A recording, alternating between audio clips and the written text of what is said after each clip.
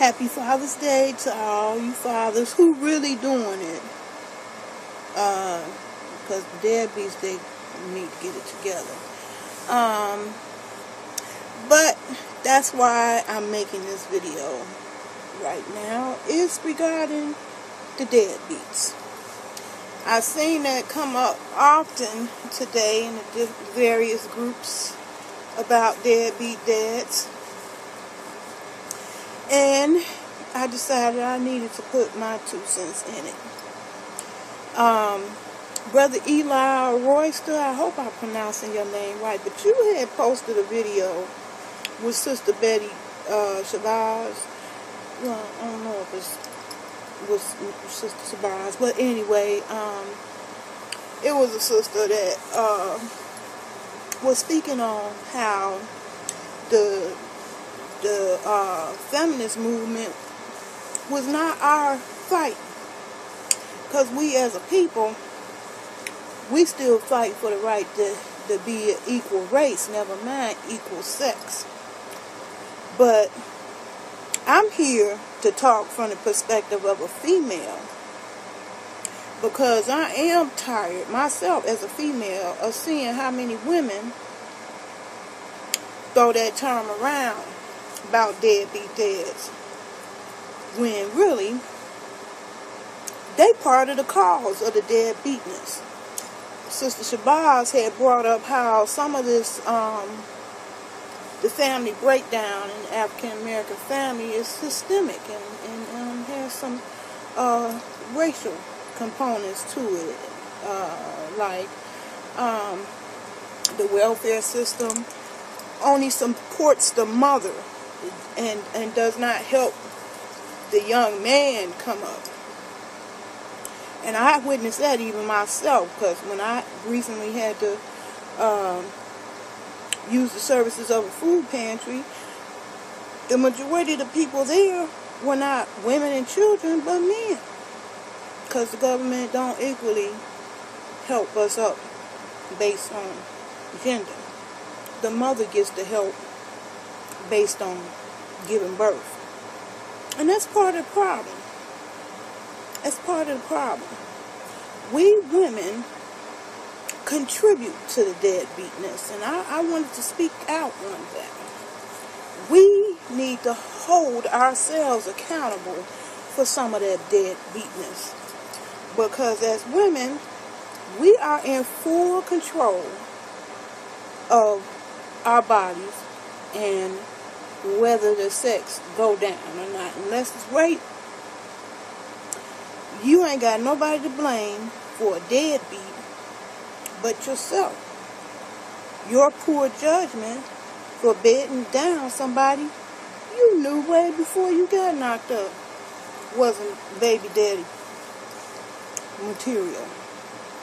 And that's how I feel at this age.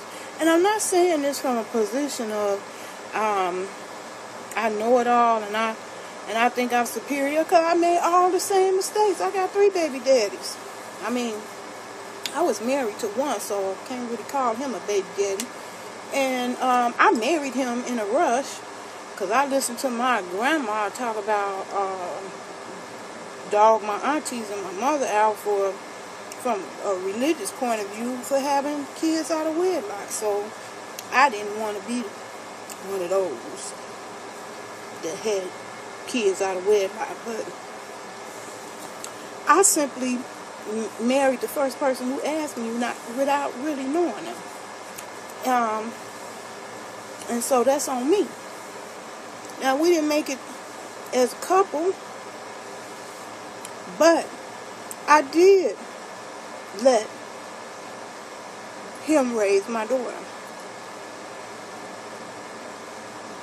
And we had spent years fighting over her. And I got tired of fighting. I gave my daughter to her dad to raise. And though he didn't say it, none while he was raising, we were still at odds. 26 years later, I lived to hear him say that made a man out of him. And that was profound. Because we definitely had our shares of ups and downs, and more downs than ups. And it was profound because I felt, a lifetime of feeling inadequate because I didn't raise her. And society drops that whole parenting thing in the lap of a female because she has the uterus, I guess, or the coochie. I don't know what it is or why that is. All I know is that I feel strongly that more men would be in the child's life if it weren't for us. And our neck rolling, talking about if I'm going to do bad, I'm going to do bad by myself. But that's exactly what you're going to be doing. Bad all by yourself. And then I have a situation in which a close relative, I ain't going to mention exactly who, but it's a young male, got 2 baby mamas. The first baby mama, she ratchet and ghetto fabulous. And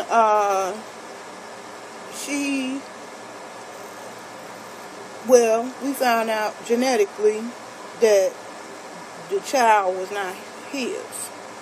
And she told the welfare system, gave him up, served him up, threw him up under the bus to get child support, to make sure she get that check. The second baby mama mad about that situation, feeling, slighted that he can't do all that he can for this, the child that really is his.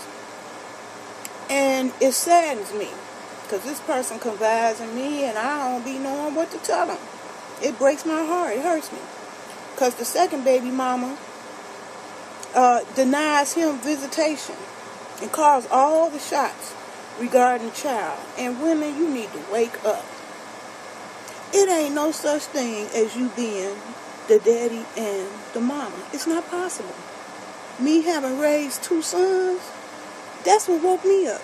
Because I used to be one of them. I'm going to do bad. I'm going to do bad all by myself. And got 2 sons. And wasn't nothing like having 2 sons to put it in my face that I can't never be a man. And I guess, the fact that we women came along and that feminist movement came along, because we can now work. Once upon a time we couldn't work, we couldn't buy a house, we couldn't buy a car. We had to get permission from a man, we had to be married. We couldn't do none of those things. Now we can do all those things, and at the same time, that gave us power, and at the same time it gave us aggression that comes along with that power. And our aggression comes this way with that mouth. We can do some things with this mouth to emasculate a man, to make him not want to be around you. And you can't blame that on the man all the time. A woman would sit up there and be complaining about he doing for another lady kids. They ain't even his kids. Well, when you sitting up there talking about he got a little dick and he can't fuck and all that, and you ain't got no money and you ain't about it, you put the man's ego down to here. And why should he stay? Why should he stick around for that kind of abuse? Better that he go on to the next chick who like him as he is. While you sitting up there trying to control him. The 2 baby mamas, let's just say it's a friend, a close personal relative. The second mama is denying him visitation just because he don't have a place of his own. He lived with a relative. He just getting on his feet in a job. The first time he had a job in his adult life. And he trying to hang on to the job and do the right thing. And it ain't like he not providing for either of the kids. He provide for both of them. However, they both playing the wrong ends of that table and alienating the man. And I would be real curious about which one of them mamas actually called him up and wished him Happy Father's Day today. I tried to call myself to see how they was doing. I am very curious to see which one of them mamas actually called up. Ladies, you have to hold yourself accountable to some of that deadbeatness. Some of y'all drive them away with your mouth.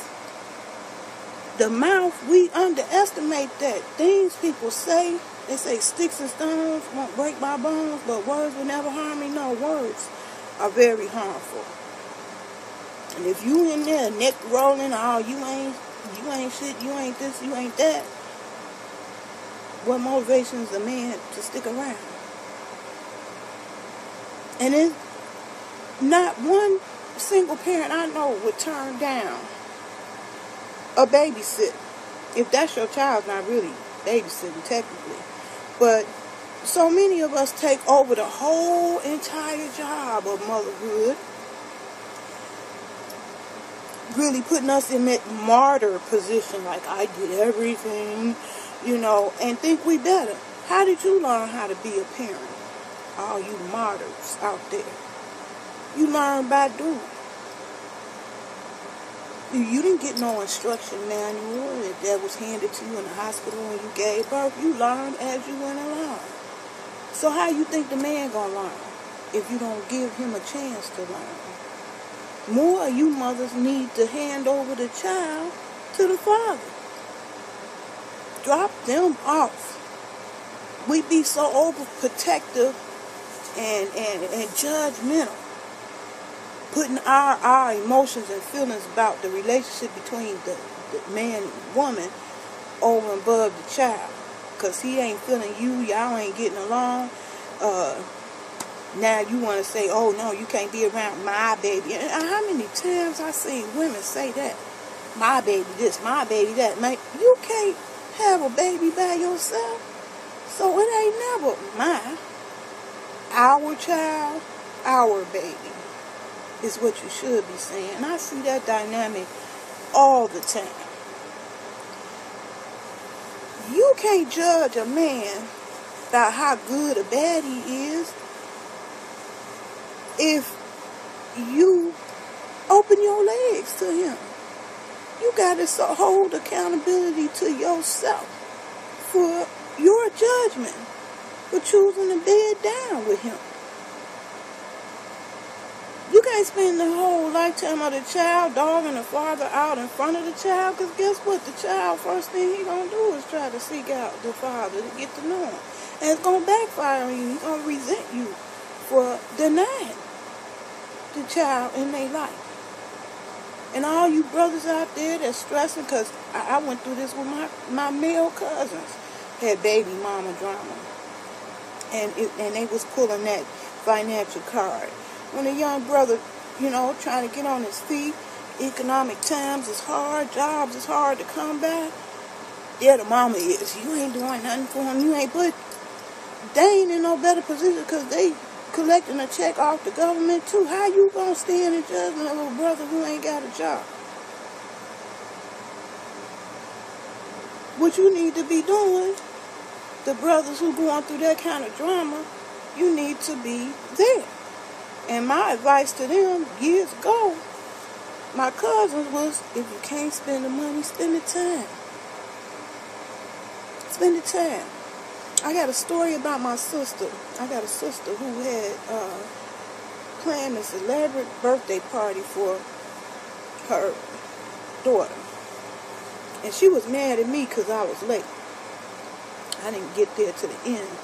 But I came in there with some good old fried chicken. And I didn't get to enjoy the party too long. It didn't last too much longer after I arrived. And she had went out of her way. She had all type of toys and balloons and stuff. And then she told me she spent about $200. Now the young lady is grown. my niece, she's grown now. Ask her what she remember about that birthday party. She remember the fried chicken. The fried chicken. So it ain't always about the dollar. When it comes to these kids, it's the time. You need to spend time with them. That kid is going to remember a walk to a park or a heart-to-heart talk you had with them on a particular day way more than what gym shoes you bought, how many Pampers you bought, how many Similacs you brought to the crib. That stuff really be between you and the dad. It don't have nothing really to do with the child. The child, you need to set your egos aside and quit thinking that you got the sole power and control because it came out your coochie over a child, and recognize you cannot ever be the daddy. And this is coming from somebody who don't even know what having a father is. I grew up in foster care. The foster father was aloof. I didn't really have a relationship with them. I don't know what it's like to have a hero or a male figure in my life. And all I knew about men was from the last man I was with. That's what I learned about men. And it took time, over years, watching other people's relationships, watching my own relationships, decades. And I'm realizing where we go wrong. And it is some things we go wrong at. You can't rag on a man who's a deadbeat when you knew he was a deadbeat when you met him. You see that brother got 3 kids and he ain't taking care of them. What makes you think he gonna take care of yours? So that's on you if you sleep with them. And it's so many times when I would watch his shows like Maury Povich, and it'd be like, you are not the father. And the guy's doing all kinds of cartwheels. Yeah, yeah. And it would break my heart because I would think, okay, so what? Okay, it's not your child genetically. But is some reason why you still can't play the father role in that child's life? Nobody wants to step up these days. They don't want to step up to their own. They don't want to step up to nobody else's. And then you wonder why society is like it is. Women can't do the whole job. Stop playing with yourself. Very few are able to successfully do that. And most of the problems in society is blamed squarely in the lap of mothers, not fathers.